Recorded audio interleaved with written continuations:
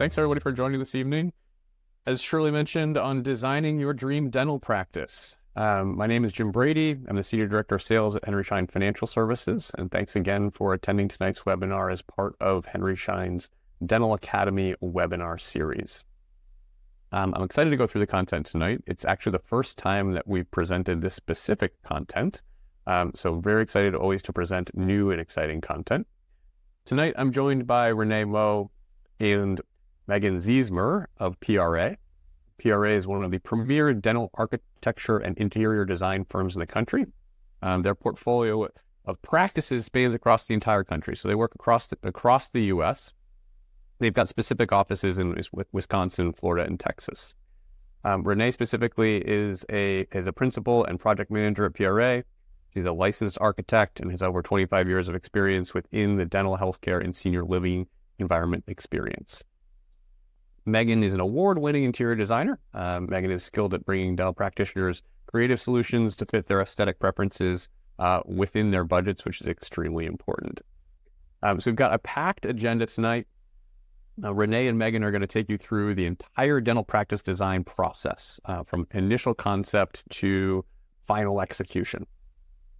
They're also going to be providing you a few key rules of thumb that'll help you quickly assess some of the most critical choices, such as site location and building size, answering questions like how much space do you actually need to build that dream location that you've been thinking about. They're also, very importantly, going to take you through some of the common mistakes that they see and teach you, most importantly, how to avoid those mistakes, as they've been doing this for such a long time. Then I'm going to take you through some of the options to finance your project, which, as you might expect, is a critical component. You can design this beautiful space, have the vision and all, but if you don't have a way to pay for it, it might all be for naught.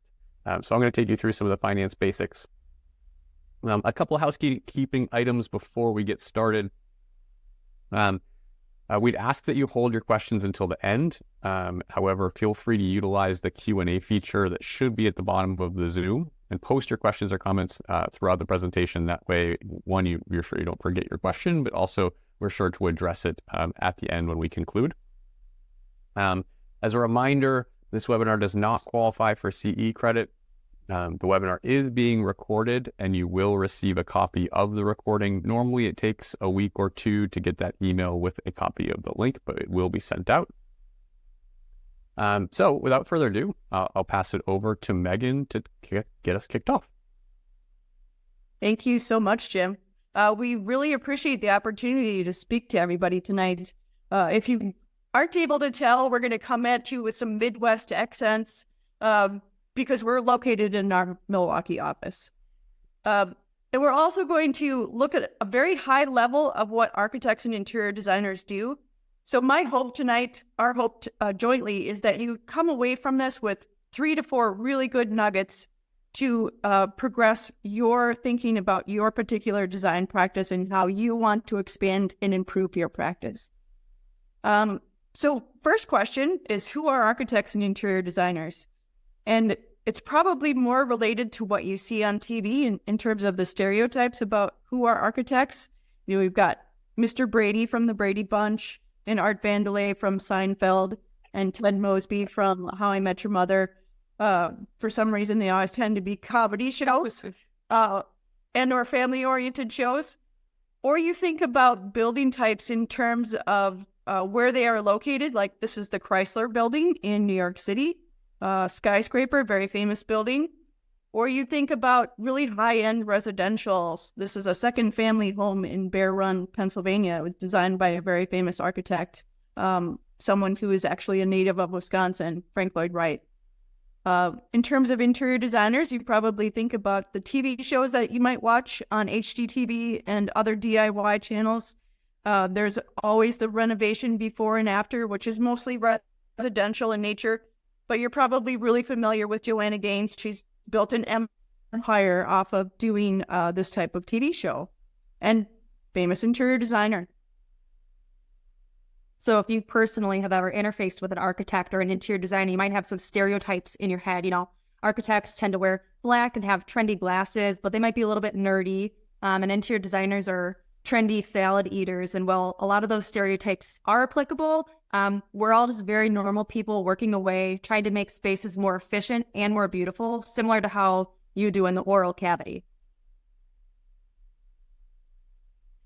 There are some professional parallels between us as well. I think we have a lot more in common with dentists and hygienists than you would probably perceive at face value. So we have similar education backgrounds. We both typically have 4-year bachelor's degrees. You take your DAT tests. We take our licensing exams to become architects. We also have the opportunity to specialize in both of our industries, either in dental specialties by going into residency and taking additional exams, or in the architect's case, we can get our master's degree and then work for a certain period of time and get our license. We also have to manage and maintain our CEUs to maintain our licenses, very much in common with you. I think the average dentist CEU requirement for a 2-year period is about 30 CEUs, and ours is very similar. I think ours is 24 to 32, depending on what state you're located in.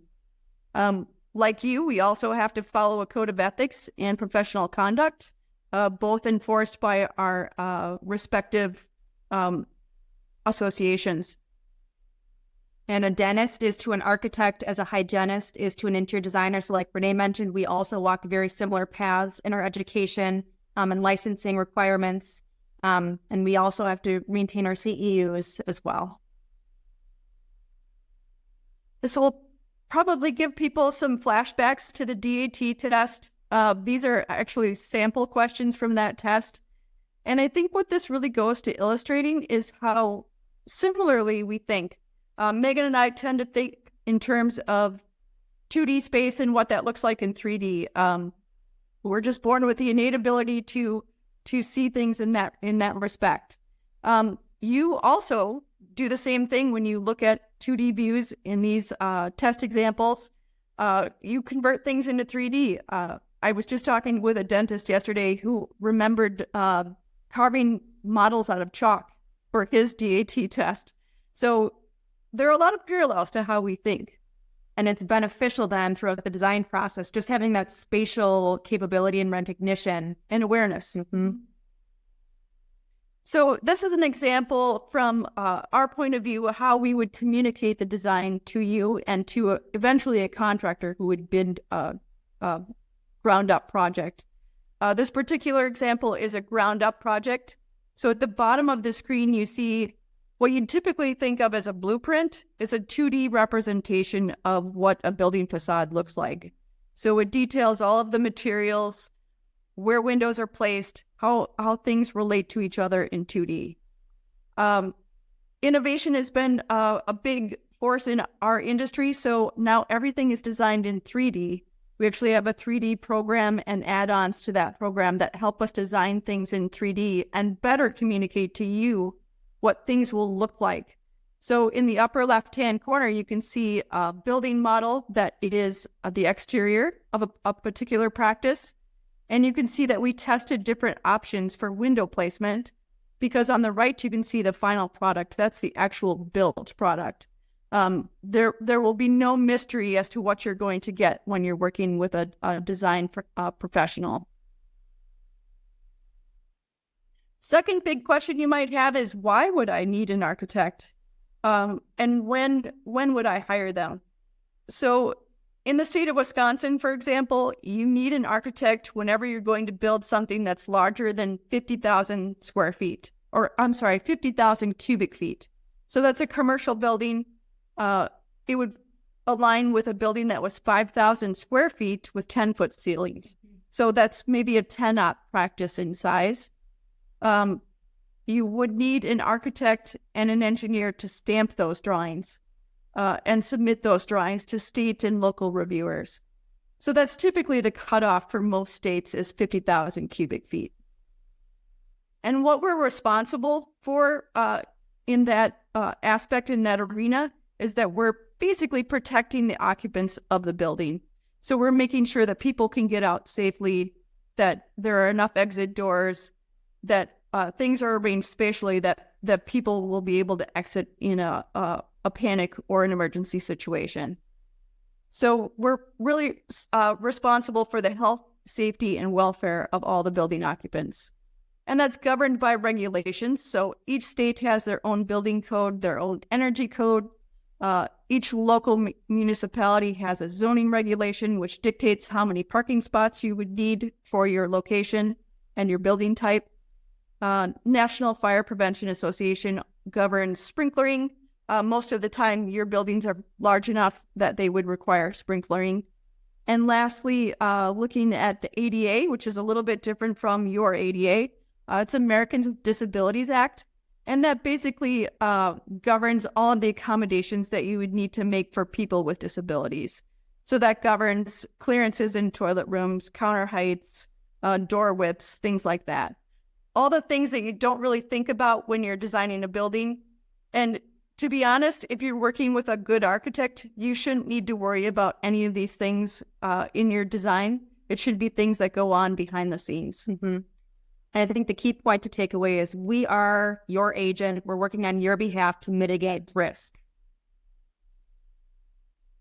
So this is a great overview of the people that may or may not be involved in your building process. So on the dental side, it might be you as a practice owner, a core group of your staff that might have influential opinions, your vendors and equipment suppliers like Henry Schein, even including your lender. And I know Jim is going to speak to us later about lending. On the architectural side, you have your architect and interior designer, and under their belt might be additional engineers and consultants, such as your mechanical, electrical, and plumbing engineers. And then especially if you're thinking about doing a ground up build, it would be crucial to have a structural engineer on board as well. Then we have code officials at the state and local level, and they make sure we are abiding by all rules and regulations of your area. And last but not least, we have our general contractor and our subcontractors. They kind of evaluate the whole project and deliver you your final building. And we could have another 1 hour talk to 2 hour talk about how to select a contractor. We won't go into that during this particular presentation, but I'll also say that sometimes the civil engineer and the landscape architect are in the same office, or typically they're very closely related in terms of looking at sites and site design.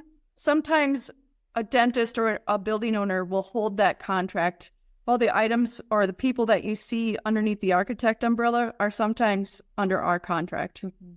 It depends on how you want to, how much responsibility you want to take with making decisions and holding contracts. Mm-hmm.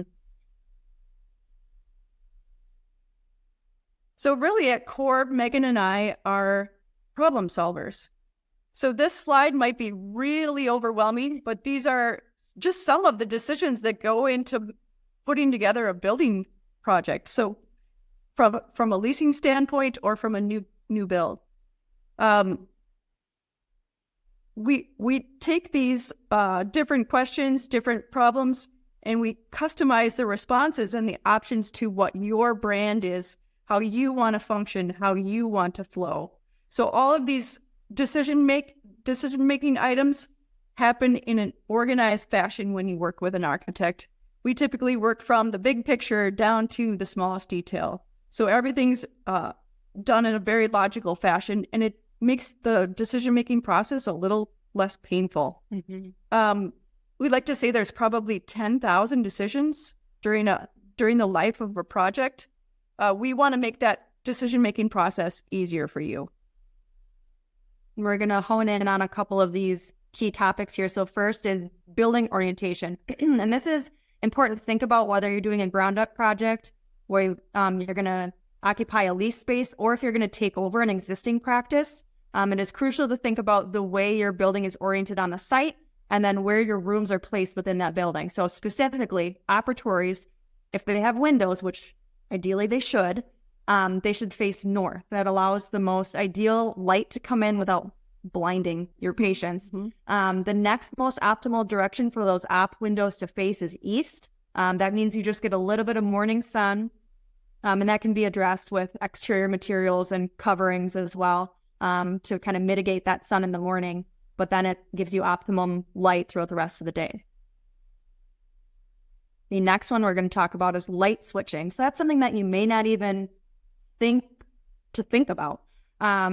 We, alongside our electrical engineers, can help facilitate the light fixture selection, the light fixture placement, dimming capabilities, and then even the point of where that light switch is placed and what it controls. So for example, you can decide whether or not you want one light switch to control one operatory, or if you want one light switch to turn on a bank of 4 operatories. And we can help facilitate where those light switches get placed. So if you're entering in the back of a building, do you want that light switch to be the first thing you turn on? Or do you turn on a corridor light first, and then those lights don't turn on until you're actually kind of in your clinical zone? The next one is ceiling tile NRC. So that basically just means the acoustic value of your ceiling tile. So a lot of times we hear in existing practices that, the lobby's very noisy. We don't have a lot of audio privacy for people checking in, not enough space in the waiting area to kind of accommodate that privacy need. So that's something that we can address with a more robust NRC ceiling tile, so it just absorbs more sound. But another way we like to do that, that's a little bit more designy, is like we like to play with the ceiling planes, and we like to offer kind of a range of ceiling heights that really helps sound kind of bounce around and reflect off without having wall-to-wall ceiling tile, which is a very clinical aesthetic. Mm-hmm. We really like to elevate the patient experience and decrease anxiety, and that's something you can do with design, but that design can also be beneficial to your space and how it functions. Yeah, multiple levels. Mm-hmm. And then last, paint sheen. So there might be certain rooms that you might have more of an infection control concern that we would want to make that paint type and product a little bit more robust, so it's more scrubbable and cleanable. But that's something that architects and interior designers are trained in, and we specialize in, and we can really help facilitate what appropriate materials go in what spaces. This is a great kind of overview of the design process as a whole, and we will get into each one of these categories in more depth in the upcoming slides. And at the top here, this is the level of owner involvement. So you can see it really increases as we go through the first couple stages of the process, and then you reach that pinnacle and you drop off. And that yellow stage is where the architectural firm and the interior designer really put their pencils to the paper and get through all the details. But as Renee mentioned, we start with big picture in our visioning, and then we get more refined with each stage, and we're making more decisions, but they're all based on that big vision at the front.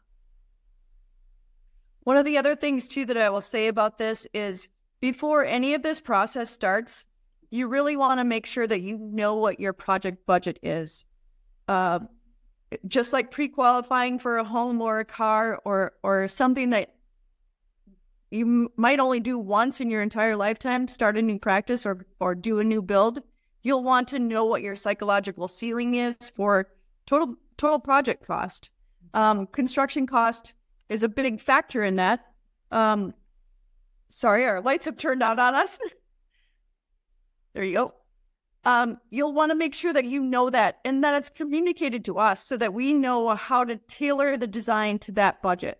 And there are multiple milestones during this process too, that if you have a contractor on board or you have a design builder in mind to do the work, we can test the designs by pricing them at different milestones. One of the questions that we often hear at this point before we even start is, how long will this take? How long will this process go? Typically for a new build, it's about 2 years, start to finish. So from visioning to end of construction and moving into your brand new building would be about 2 years. For a lease space, we like to say that it's a little closer to a year in duration, plus or minus a couple months. So this is the first step in the process. This is pre-design. So this is where we were talking about doing the big picture, guiding principles and concepts. This typically takes about a half month. And what we're really doing here is we're talking about your needs and your dreams. You know, maybe you've decided that in your current space, you don't have enough ops to generate the revenue that you'd like to see. Maybe you're going to partner with a close friend of yours, another doctor, and you're going to combine into a single space and you're going to double the amount of ops that you would like. Or maybe you're living in a space that you feel doesn't reflect who you are and doesn't reflect your brand and doesn't say to your patients, I really care about you and your teeth, and I want to protect your health. Or your finishes are looking a little worn or a little tired, and you just want to refresh. So all of those things go into determining what your priorities are, what your goals and objectives are, and those in turn are interwoven with what your budget is. So that's always at the forefront, always at the top of mind when we're talking about big picture. You might also be looking at a site at this juncture. You might want to talk to realtors, and we can help you with getting you contacts with realtors too. A lot of times those goals and objectives are derived from your existing space. So you might decide, what's not working, what's not functional, and that will really help influence your goals for your new build or your project. This is usually where an architect wants to see where you're currently working from and hear you describe it and walk through scenarios about your everyday functioning inside that space. So I just want to give you an example about what you should optimally look at for a new build project in terms of square footage. So given an example of, say, 8 operatories, you want to maximize your revenue and you want to maximize the number of ops that you would have. We would take that number of operatories and multiply it by 500 square feet. And 500 square feet is all of the support space that goes into supporting that revenue engine of your building, your operatory. So it's your circulation, it's your waiting room, it's all of your front of house spaces and your mechanical spaces as well. So with 8 ops, you'd want to look at 4,000 square feet optimally. Then if you were going to translate that into what size lot should I be looking for, you would multiply that by 7. So 7 times 4 is 28,000 square feet. That's roughly, if an acre is 43,000 square feet, give or take, that's roughly 3/4 of an acre that you'd want to look for. So that would be the optimal size. There are other characteristics that are also important. You want to make sure that you have really good access from either a frontage road, from both directions on the road that you're looking to build on. You also want visibility. This is where corner lots are really, really nice because the building can act as your billboard. It can advertise you and your brand and really make you stand out in your area. You also want the ability to have multiple lot entrances, and that really goes to separating the patient flow from the staff and service flow. Typically, patients would enter in from the front of the site and then be able to see the front entrance and know where they're going. And then you separate those flows so they never mix. We also recommend that you have at least 100 linear feet of frontage. Optimally, you want a 40-foot wide building. That seems like it's the best ratio for designing spaces for dental. That takes into account setbacks and drives. So 100 linear feet is best.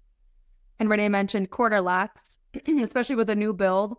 That may send out a red flag and a trigger. Oh, quarter lot sounds super expensive, but you need to remember you don't need to be on Main Street. You can be on 2nd and Barney. Sure. So that's just something to consider as well.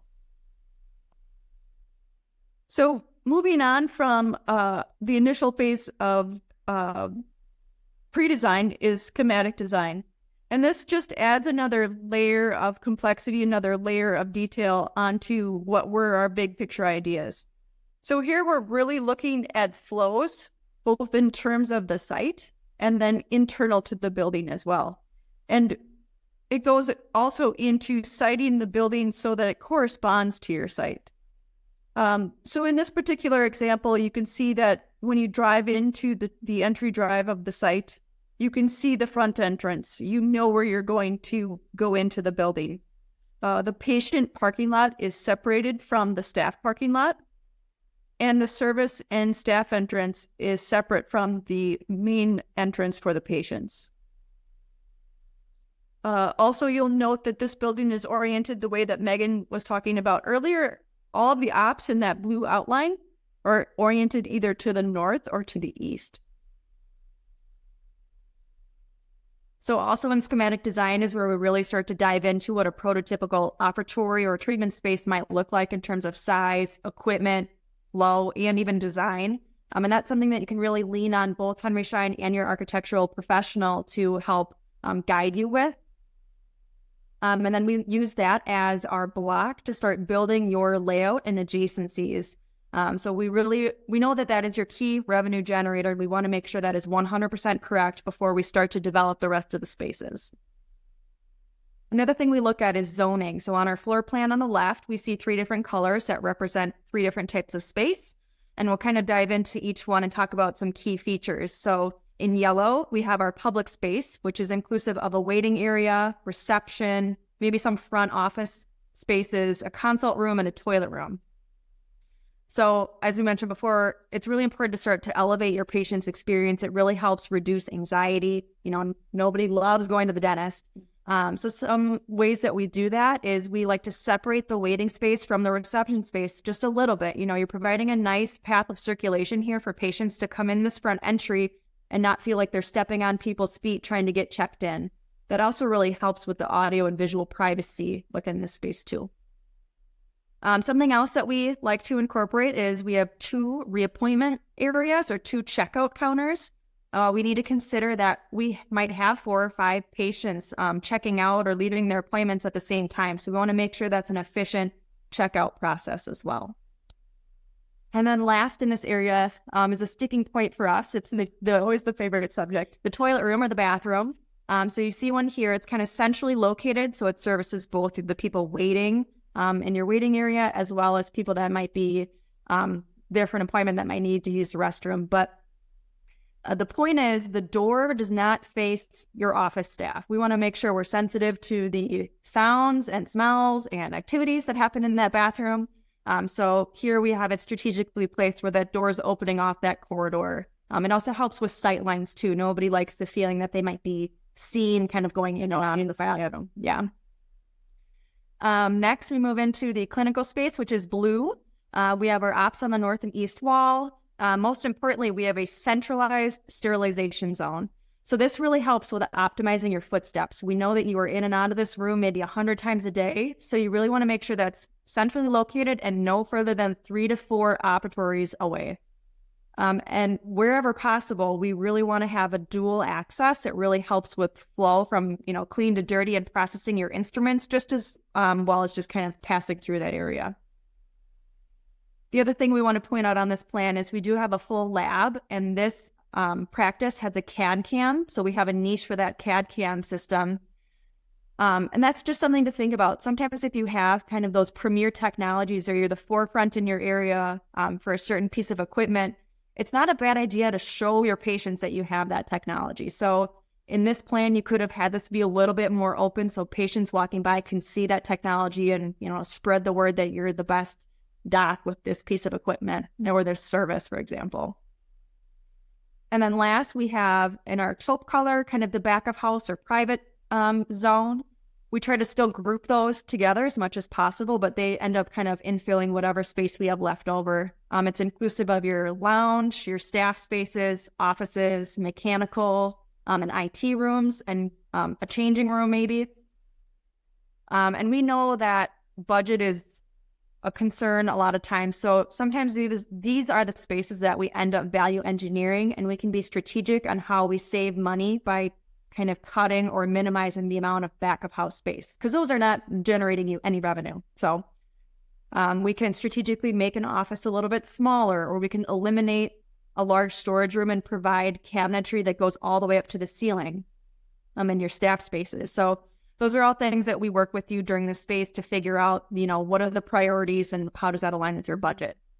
In conjunction, if we are looking at working with a contractor or a design builder, we can get a baseline sort of square foot cost estimate at this point too, because there isn't a lot of detail in the drawings, but the overall square footage has generally been decided upon.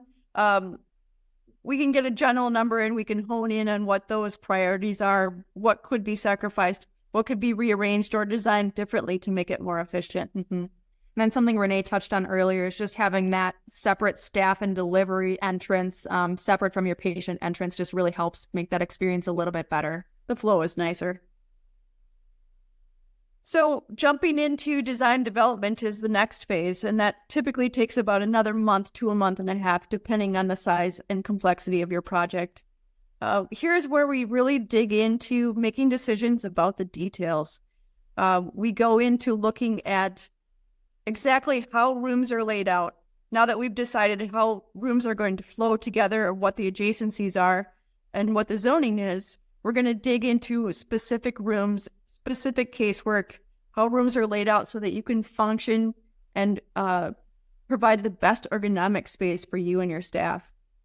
So you can see in this example of an operatory, these are the clearances that we would recommend to comply with ADA, especially in the orange, as well as working surfaces, how tight or close they should be to where you are working from, so you don't have to reach too far to get instruments, and showing clearances like at the 12 o'clock cabinet so that you have enough room to work without bumping into things.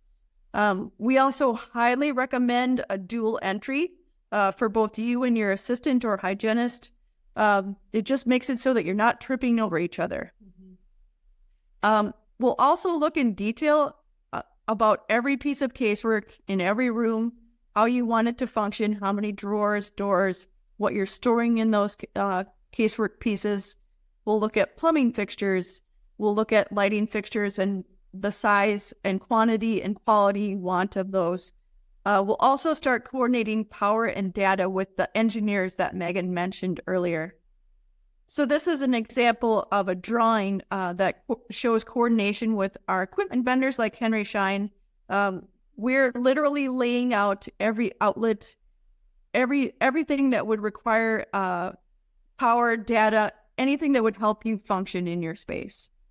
So that's something that we work out with our plumbing, mechanical, electrical engineers with your input. And then the pretty part of design development is where we start to make material selections. So whether that be your flooring, your paint colors, your wood tone, any accent materials, we bring that into our 3D rendering software. Like Renee mentioned, we're always working in 3D, so it's very easy for us to just apply finishes to give you an experience of how your space would function. So we could walk through this space pretending we're a patient, or we're pretending we're someone on your staff, and just making sure we have all of the doors in the right spot. And then light switches, like I mentioned earlier, we can decide if maybe this door wants to become a pocket door for some reason to kind of eliminate that door swing concern. So there are a lot of perks to having this software and being able to experience this kind of real life scenario. We also, this is an important time to think about your brand and how that can infuse into the space, whether that's an overarching design aesthetic or whether it's just a branding color and signage like you're seeing in this image. It's important to establish that at this phase. And then at the end of this phase is where we kind of ask for a gentle sign off. Yes, we're heading in the right direction. And then at that time, we can give over our design development drawing set to the contractor, who can start to give us a little bit more of a detailed pricing exercise. And at that time, we really start to evaluate if we're on track with your budget, or if we need to realign with the goals and objectives that we established way earlier on. So for example, in this project, this is a real life current project of ours. We know that this linear metal ceiling accent above the desk here might cost between 15 and 19 grand. And we don't know at this stage if that can for sure fit in our budget. And honestly, we won't know until construction documents legitimately go out to bid and we get hard prices on all of this design work. So what we're doing for this client is we're offering them VE or value engineering opportunities. So base bid, we're showing it how we have it designed. We have an alternate to reduce the amount of linear wood that we have. And then we have an even further deduct of just keeping one of these drywall soffits here. And like we mentioned earlier, we really try to avoid the wall-to-wall acoustical ceiling tile just because it's so clinical. And institutional. It doesn't feel comforting to people that are waiting in a waiting area. and feeling anxiety about their appointment. Right. And like Megan said, she can make all of these changes and then show you what it will look like As options. So this is generally the point where Megan said we have you sign off on the design documents, and you might not see us for a while. We have clients that always ask, "Where did you go?" Nowhere warm. We move into construction documents, and depending again on how big the project is, it could take 2 to 4 months. For us, this is where we really put pen to paper. Theoretically, it's all done in CAD now or Revit. We really work out all of the details so that a contractor can bid these documents and they can build your building. So on the examples on this specific sheet, we're looking at an exterior elevation. So we're showing all of the materials. They're all noted. Everything works in terms of getting rain out of the building, keeping rain out of the building. In this particular example, we also decided that we would screen some of the mechanical equipment so that you don't see it from the street. We also go into great detail about how the interior walls are constructed so that sound doesn't travel from operatory to operatory, that you have visual, acoustical privacy, especially in PEDS. Correct. And then laying out the building so that someone could lay out the stud walls and accomplish the space in exactly the way that we all designed it.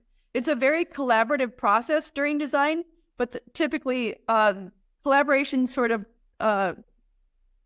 doesn't taper off at this point, but it's a little less intense than it was previously. Mm-hmm.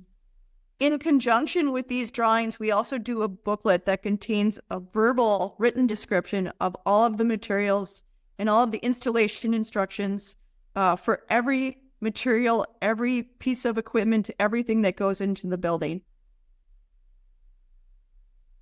In conjunction with that, we describe every single finish that goes on every single plane of every single space. So that's this spreadsheet that you're seeing at the top. This tells the contractor what all the finishes are.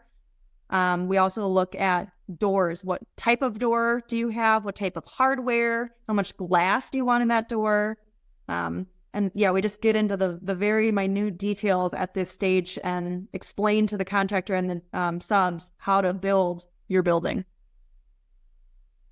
And then finally, once the drawings are finished, we issue them for bid to contractors, or we issue them to a design builder that you've selected previously. Simultaneously, we also issue the drawings to the local and state code reviewers that we talked about earlier, so that we're not losing any time while they're doing their reviews. Those typically take about 2 months at most, depending on whether or not civil is needed. That usually takes a little bit longer depending on where you are. But we'll have contractors bid the documents. That typically takes another month for them to bid. And then we'll receive those bids and go over them with you and help you make the selection on which contractor to use.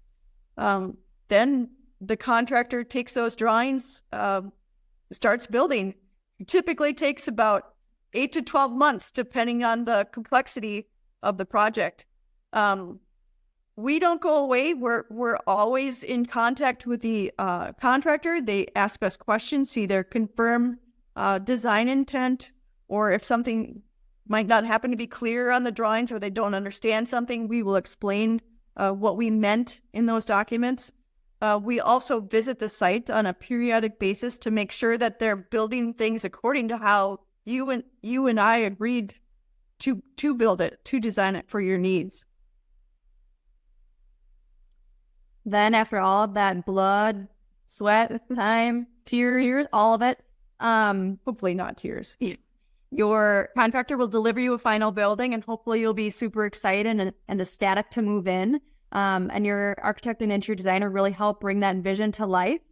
And at that time, we also send out a professional photographer to take images, and we can share those with you to help with your marketing and maybe advertising for new patients, things like that. Put on your website. Right. But again, we need to reel it all back and make sure you can afford this building. So now we're going to transition it back to Jim to talk about financing and lending. Fantastic. Thanks so much. I appreciate it. Mhm. So thank you, Megan and Renee. Lots to consider there. That was a fantastic presentation. Lots of in-depth information. So as I mentioned at the top of the call, we want to take some time to discuss financing your project. We recommend you really do this as one of the first steps. Before you start dreaming up your ideal dental practice, you want to make sure you understand what you can actually afford. And as Megan and Renee mentioned several times throughout the presentation, thank you for doing that. You want to understand what your budget is.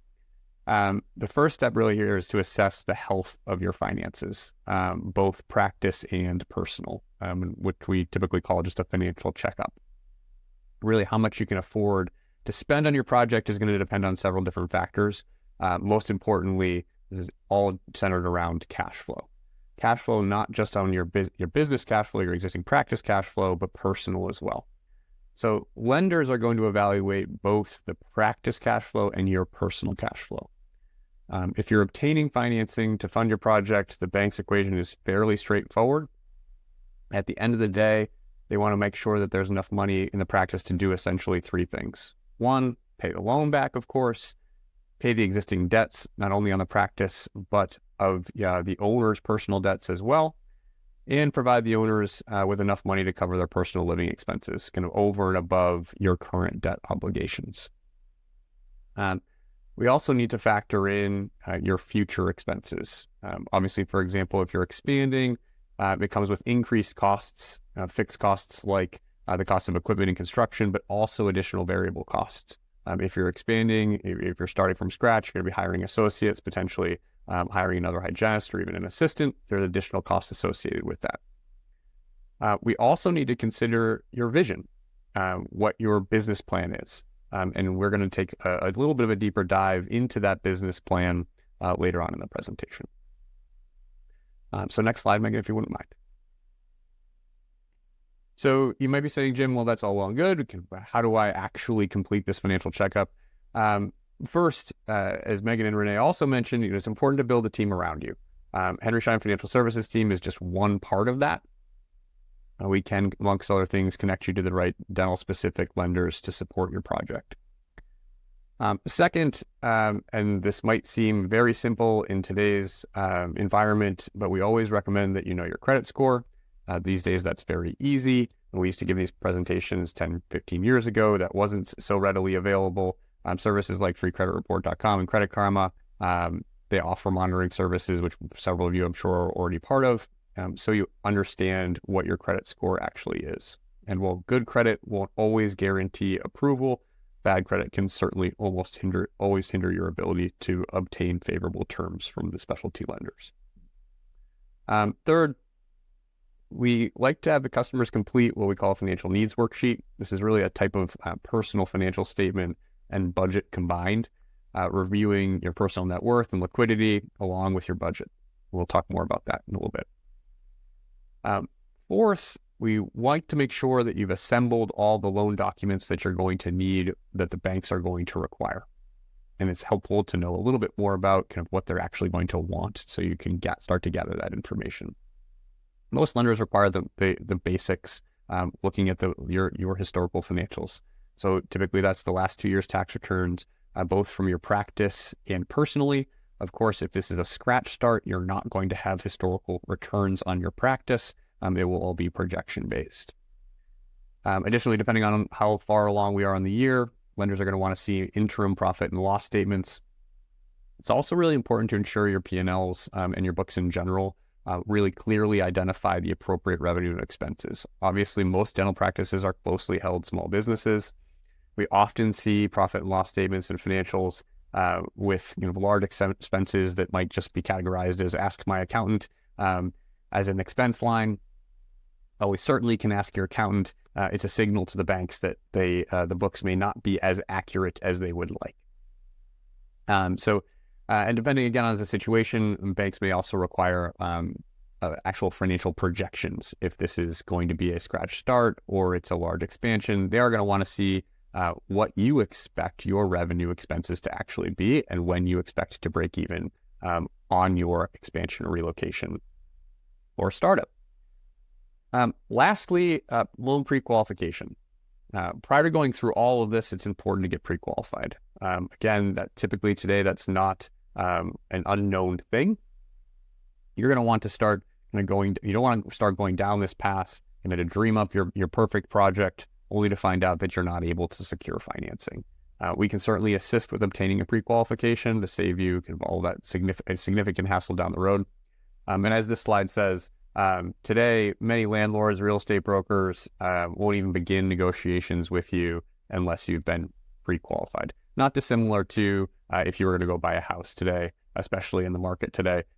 Most brokers won't even let you walk in the house or view the house unless they know that you've actually been pre-qualified. So Megan, next slide. Thank you so much. So what are lenders actually looking for? So let's review it quickly. As I mentioned, the equation is fairly simple, and it is, but there's kind of a lot of other ancillary factors that you should be aware of. And there really are still two sides of this coin. Lenders are going to evaluate both you personally and your practice, either the historical returns, historical financial performance of your practice, or the projections that you provide. On the personal side, as I've already mentioned, lenders are going to be looking at your credit history, but also things like your time licensed, your production ability, are you already maxed out, or do you have the ability to cover new production ability, or you have to hire someone to complete additional production. If you're doing $1 million yourself and you're expecting to do $3 million in your new location, obviously you're going to need to hire someone. Your liquidity is obviously something they're going to be looking closely at. Simply how much cash do you have on hand? Then there's this concept of good debt versus bad debt. So lenders don't necessarily look negatively upon debt itself. Debt for real estate and other appreciating assets are looked favorably upon. And understand that it is not uncommon these days, obviously, to have hundreds of thousands of dollars in student loan debt. Again, that's debt that was required to get you where you are today. But things like excess credit card debt and debt for other depreciating assets can be a hindrance and are generally looked not favorably upon. Lastly, your personal net worth. It's the sum of your assets versus your liabilities. It's not uncommon to have a negative net worth, largely due to the student loans, and a dental-specific lender should be able to absolutely work around that. On the practice or the business side, lenders, as I've mentioned, are largely going to be basing their decision around the historical financial performance or cash flow of the practice. Again, if it's a scratch start, it will be based off of the projections, based off of the demographics of the area. Can the area that you're looking to start from scratch or expand to support an additional dentist or an additional practice? That's why it's very important to understand and get a demographic study before you actually start to look for a location. If you're relocating or expanding, in all scenarios, the existing debt on the practice needs to be considered, and in certain scenarios, it may need to be refinanced to allow that lender to obtain proper collateral position on your new practice. And lastly, I think I've already mentioned this, the lender may ask for financial projections, as there's a good way to assess if you feel that there is significant growth potential here. Now, even if the lender is not requiring financial projections, it's always a good place to start with some basic forecasting, which is actually a really great lead into the business plan. Megan, if you wouldn't mind. So let's talk a little bit more about the business plan. And it perhaps goes without saying, but the business plan can really be the foundation of your dental practice. Yet it's all too often that we see most customers do not go through the exercise of actually building a business plan or creating one. Or if they do, they create one, they put it in the drawer, and they never review it.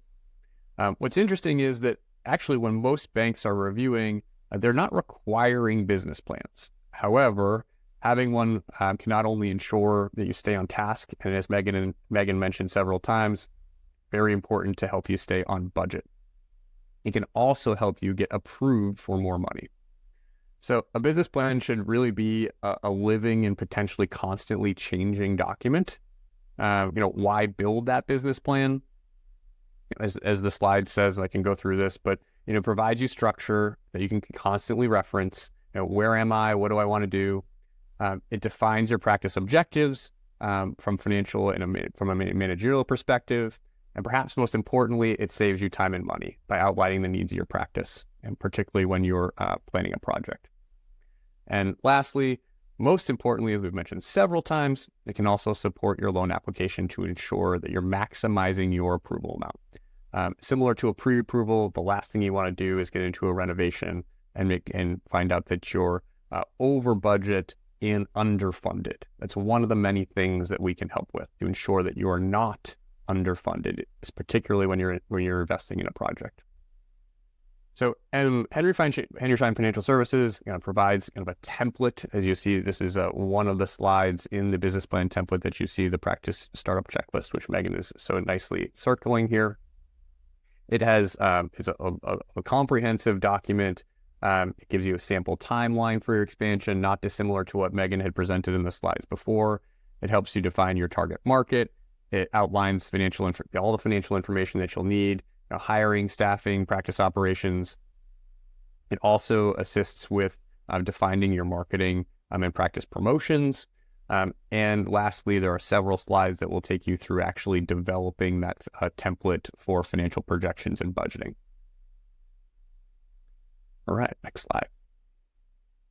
So let's assume you've applied for financing, you've gathered all your financial information, you've built your business plan, you've gone through, you've built your projections, and you've been approved. The next step is really choosing the right loan product that's best for you and choosing the right lender.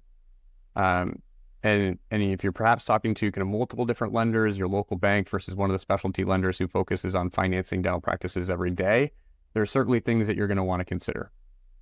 Just from a high level, first and foremost, it's the generic terms.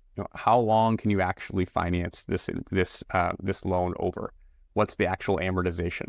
Local banks will typically not finance as long as some of the specialty lenders. These days, particularly for ground-up construction, it's not uncommon for lenders to be able to balloon out the loans 20 plus years, particularly if you're utilizing an SBA loan. You're of course going to want to know what the rate is. That's obviously top of mind, particularly in today's environment. Is that rate fixed or variable? We've been in a historically very low interest rate environment, but over the last 2 years, as I'm sure everyone knows on the line, we've been in a rising interest rate environment.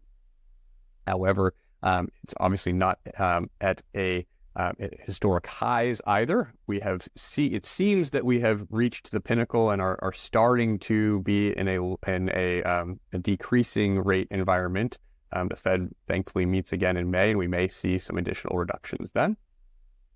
The reason the rate is so important, obviously it's critical that when you're opening a new practice, cash flow is absolutely going to be king, as it always really is. We want to be sure that you're doing whatever you can to preserve cash flow in the first 1 to 2 or 3 years. Obviously, cash flow is important throughout the duration of your practice, but particularly important in the first few years. Given that, you want to be sure you're not just focused on the rate, but what your total monthly obligation is going to be. Flexible payment structures are also extremely important. Many specialty lenders will offer payment deferrals or graduated repayment structures that'll allow you to maximize that cash flow, particularly when you're ramping up. Particularly as it relates to projects, which is obviously what we're talking about tonight. You want to be sure you understand who's going to be managing the disbursements of your project during the construction period. As Megan and Renee, I'm sure, have seen several different times, this can take several different iterations depending on who your lender is. And while it may seem like a great idea to actually control all of the funds, have the lender give you all that money up front, it may not actually be in your best interest. Dental-specific lenders are really there to help you through the process and can manage the disbursements for you. Not only helps make sure the money is getting where it should be getting, but also can help you stay on track and to keep you on budget. Next slide, please. I've got a slide here on equipment financing. So obviously, when you're starting a new practice, you're expanding into a different location, you want to be investing in the latest and greatest from an equipment and technology perspective. And if you're not careful, this is something where your budget can easily be blown. And when you're opening a new practice, of course, you're going to want to have all the latest and greatest technology. And it's important not only to allow you to provide quality care, but to attract new patients. As you've seen, those are some beautiful new pictures that you're able to market. It also helps you with quality of care. So on top of having a project loan, it's also helpful sometimes to have a separate loan for equipment and technology. Using some of the simple programs that HSFS has been able to put together, you can actually obtain a loan specifically for the equipment and technology to allow you to equip as many offices, many operatories as you possibly can. So we can assist you not only with the initial project loan, but also with for additional equipment and technology that may initially feel out of your budget, but will help you generate additional cash flow, particularly if you're able to take advantage of some of the structures that you see on the screen, where you're able to actually obtain the equipment, integrate it into your practice, start generating some cash flow, but not actually make payments on those loans for up to 12 months. We've got a very simple application process and creative structures to help you through that entire process. So Megan, next slide, please. So I'll go through this quickly. You've obviously got to think about where you want to put your practice, but also whether you're going to be renting, purchasing, or building from the ground up. There are some obviously logical pros and cons to each. From renting perspective, there are many benefits. Obviously, there's common area maintenance. So typically there's less headache. If something breaks, it's not always on you. The initial cash outlay is typically less. You don't have a large down payment, obviously, when you're renting, and you've got the flexibility to relocate. Although if you're doing a significant amount of customization, it may not be as easy to relocate as you might think. Obviously, from a cons perspective, you've got less control, and obviously are subject to rent increases over the years. And obviously, you're not building any equity as if you had owned or invested in the practice itself. If you're purchasing, it's effectively the opposite. You've got fixed overhead, and of course, you are building equity. That obviously has its downfalls as well. It's going to require a larger upfront investment. Most lenders these days will still only typically finance 80% of the value of the real estate. Some specialty lenders will go higher than that, up to 90%, and potentially even more if you're dealing with the SBA. Regardless, there's going to be a large cash outlay, more so than if you were renting. And the last, of course, is the ground up option, which potentially on paper is the most attractive. You saw all of those nice photos. You get to build a completely customized space. There are also several tax advantages to doing so. Your fixed cost after your project is complete. Typically, it's going to be more expensive. However, you're building equity. You've got the practice of your dreams. You're able to build what you want and control effectively all of it. So these are some of the high-level factors to consider when choosing the type of space to build. Last slide. I think we're coming up on time, so that's perfect. So in review, Henry Schein really has all the tools and the partners, PRA being one of them, to help you guide you through this entire project and process. A financial checkup is a great way to start building your practice journey. You want to make sure without the right financial tools and financial folks around you, none of this can really happen. It's critical to develop a business plan ahead of time. It's a great way to ensure you stay on task, and as we've mentioned several times, most importantly on budget. And lastly, I'll just say, now is a great time to start or expand a practice. And of course, we've been saying that for several years now. It still very much holds true, right? It's still a great time to be in dentistry. The macroeconomic trends are still very much in favor of dentists, and the pace at which technology is changing only makes patient care more accessible today. So I think we're right at 8 o'clock. I want to be mindful of everyone's time. As on the screen, you've got our contact information, so please do not hesitate to reach out directly. The phone number on the screen for HSFS will go to directly to a person on my team, and then obviously you've got Renee's direct contact information there. So thank you so much for the time tonight. I do want to open it up to questions. I'm not sure, Shirley, if we've received any questions in the Q&A, but would be happy to take them now. Thank you so much, Jim and Megan and Renee. That really was a wonderful and so much excellent information, so much to consider, and a really positive note, your last comment there, Jim. And yes, we'd love to take your questions. So we invite you to please come in and post your questions into the Q&A chat box, and we can begin reading them now. While we wait for some of those questions to come in, I'd love to open it to Megan and Renee about any common questions that you receive in terms of, where to start working with you, or any common questions that you can address right now while we wait for some people to go ahead and post some questions. Sure. I think there are a lot of questions in the very beginning stages of people thinking about expansion or leasing or new builds. They really don't know who to talk to. And I think, Jim, you could attest to this as well. There's a whole community of folks that will be very willing to help you meet the people that can help make your dreams come true. We know civil engineers, we know realtors, leasing agents, etc. There are a whole host of characters that we're in regular contact with to assist you. Yeah, even just reaching out and saying, hey, how do I start? What should I do? This is what I know, and we can kind of help you develop the rest. Yeah, I think that's well said. I think the other thing to remember is, we talked a lot about building the right team. Mm-hmm. That the whole purpose of this is that you don't have to do this alone, right? Mm-hmm. Most of the folks who are on the line tonight, I'm sure, did not go to school to be business people and to build dental practices. You went to school to provide patient care. So you don't need to be experts in all things related to finance. You don't need to be experts in all things related to architecture and interior design. Just like you don't need to be an equipment and technology specialist. Like, we've got people to help you so that you can build a practice and, most importantly, provide quality patient care. Very true for us too. We rely on the experts in that category, whether it's your equipment specialist from Henry Schein or it's, our electrical engineer. We all know enough to be dangerous in each other's realms, but it's really important to rely on the people that have gone to school for that topic. It really is a team, and clients and the owner and dentist are part of that team. Mm-hmm. You're an integral part of that team. We really respect your experience in your space. And we do have a question that has just come in from Dr. Ghulam Hussain. Do you work with dentists who practice in the United Kingdom? We have not as of yet.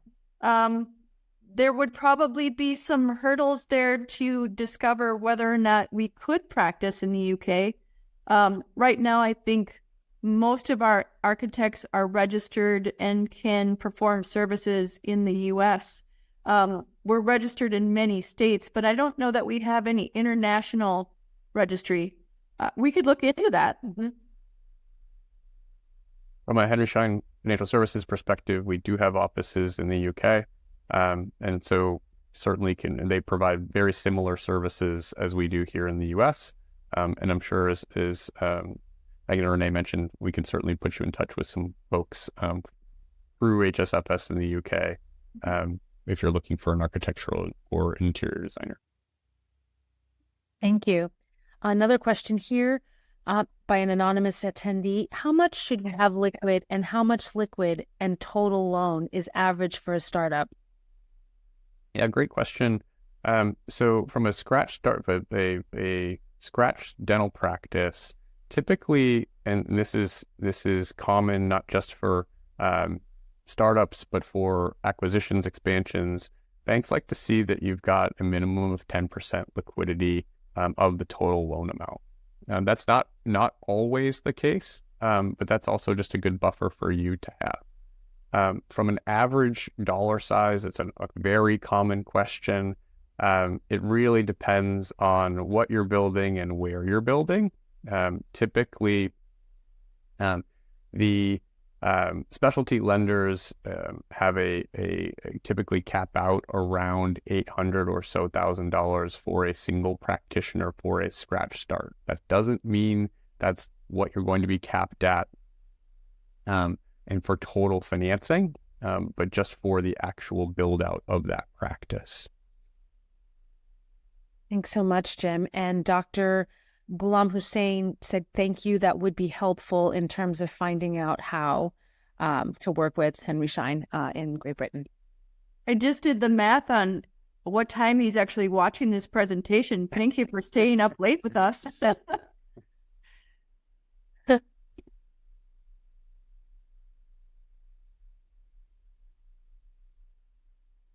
Well, we still have a few moments for anyone else who'd like to add a question.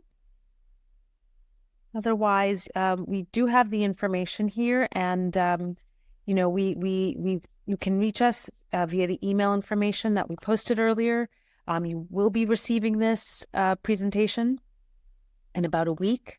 Anyone who registered will be receiving this, so you will have that information again. But we would love to thank you this evening for joining us. And please join me in thanking Jim, Megan, and Renee again for a wonderful presentation.